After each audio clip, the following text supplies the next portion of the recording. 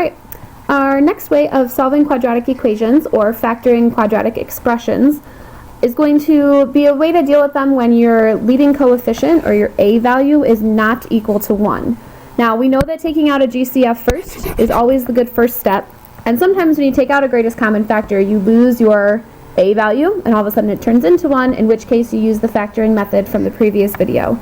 But sometimes when you take out a GCF you are still left with an a value, in which case instead of just factoring kind of by a guess and check method, you have to actually apply what we call splitting the middle term. So you want to ask yourself what multiplies to a times c. So you're going to multiply on the outsides, and then what adds to that middle term. So you're still looking to add to the middle. After you determine those two numbers, instead of just setting up your two sets like we usually do, you're going to need to split the middle term. I'll show you what that looks like. Then you're going to factor by grouping, in which case you'll end up with two sets, and you can set things equal to 0 if you are solving, okay?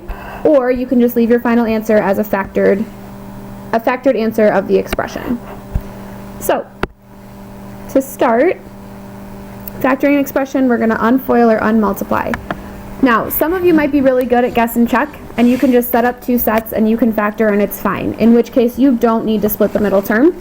But the fail-proof way is to first look for a greatest common factor. There is no greatest common factor between 9x squared, 3x, and negative 2. So because we have a leading coefficient that's not equal to 1, we want to say what multiplies to negative 18 and adds to positive 3. So ways to get to negative 18 and add to positive 3.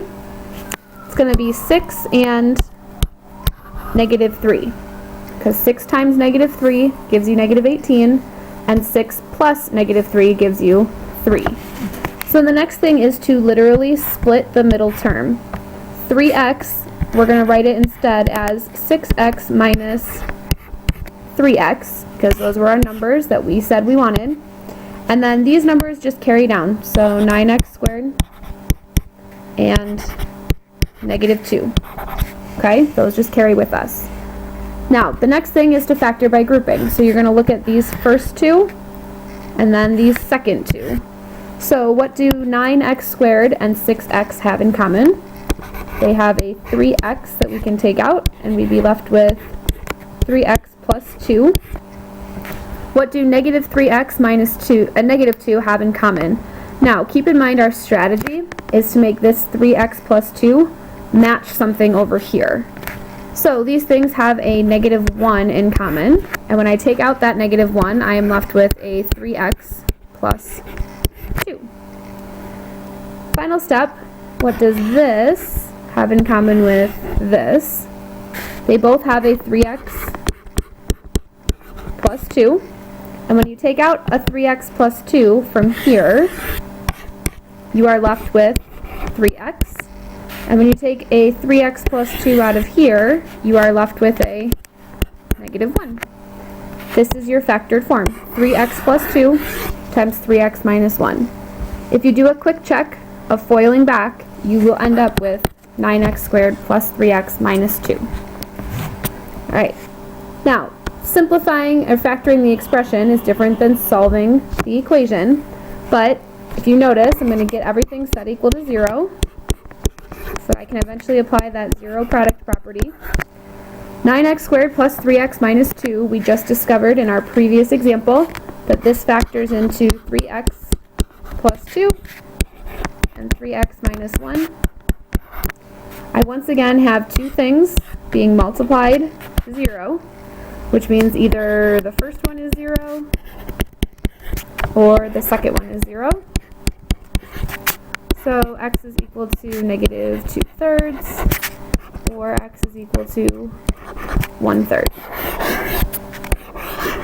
So again, this one just asks you to factor. This one asks you to solve. So your first step is to factor, just like the previous one, and then set your factors equal to 0. Alright, going again, we're going to factor. Alright, so first thing is to look for that greatest common factor.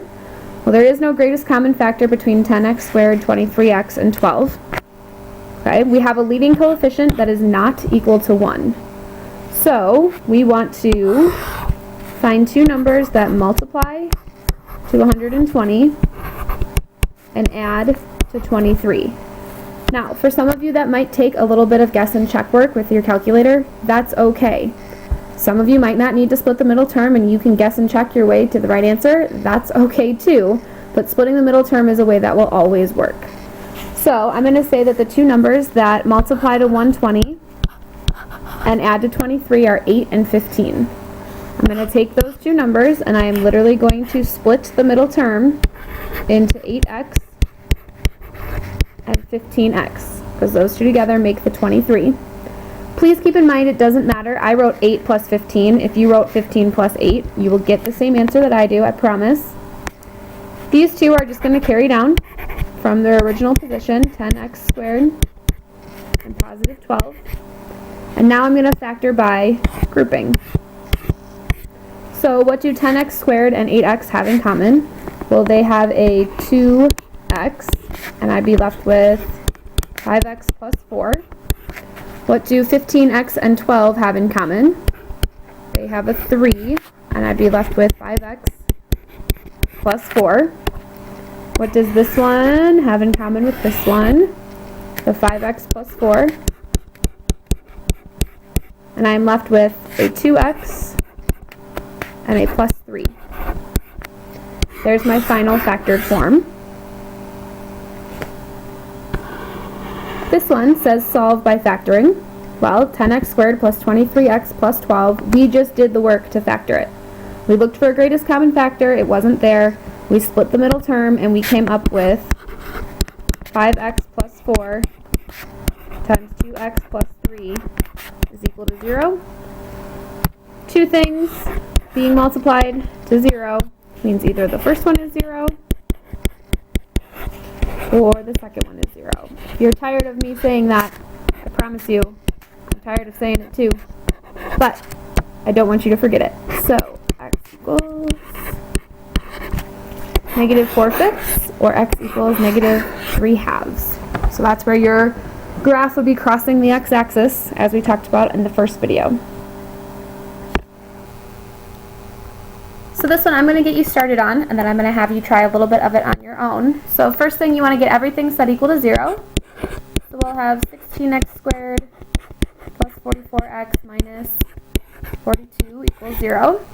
Next thing you want to look for is a greatest common factor. Well, all of these are even numbers, so we can take out, sorry about that, we can take out a 2, 8x squared plus 22x minus 21. So now, I still have a leading coefficient of something other than 1.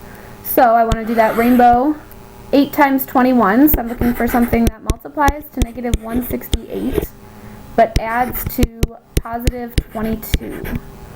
So go ahead and think about that one for a minute or two, pause it if you need to. Your numbers you should have gotten would be 28 and negative 6. So now this is where I'm going to leave you. I'm going to have you split the middle term, finish out your factoring, and see if we get the same answers. So go ahead and pause your video now using 28 and negative 6. Alright, let's see where we ended up. So, splitting the middle term, 28 and negative 6. Then I went and I looked at 8x squared and 28x and saw they had a 4x in common. We factor that out, you get a 2x plus 7. Looked at the negative 6x and negative 21, took out a negative 3. I'd be left with 2x plus 7. From these two, I took out a 2x plus 7 and I was left with 4x minus 3. And then the 2's just carried out in front. So now, I have three things that are multiplying together to be 0.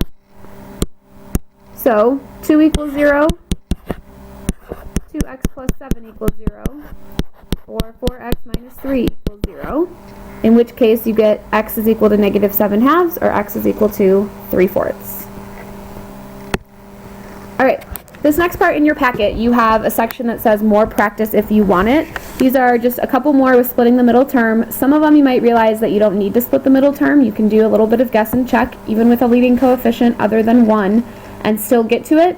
So what I'm going to have you do is just in a minute, you're going to pause your video completely. When you come back to this screen, I'm going to have split the middle term and then jumped to the answers so that you can check things before you come to class tomorrow. But if you feel like you've got a handle on it and you don't need to do more practice problems with my help, then you should be good. Otherwise, go ahead and pause your video now. Alright, what I did here is I wrote out what we needed to multiply to and what we needed to add to in a bright color.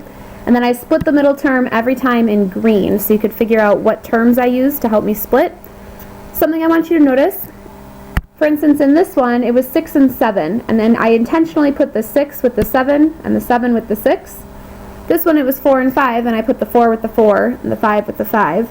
It doesn't matter either way. When you split the middle term, it doesn't matter which one you write first. Everything will come out just fine, the same way that it would if you wrote it the way I did it, or versus the way you did it, etc. So all of these ones in black boxes are your final answers.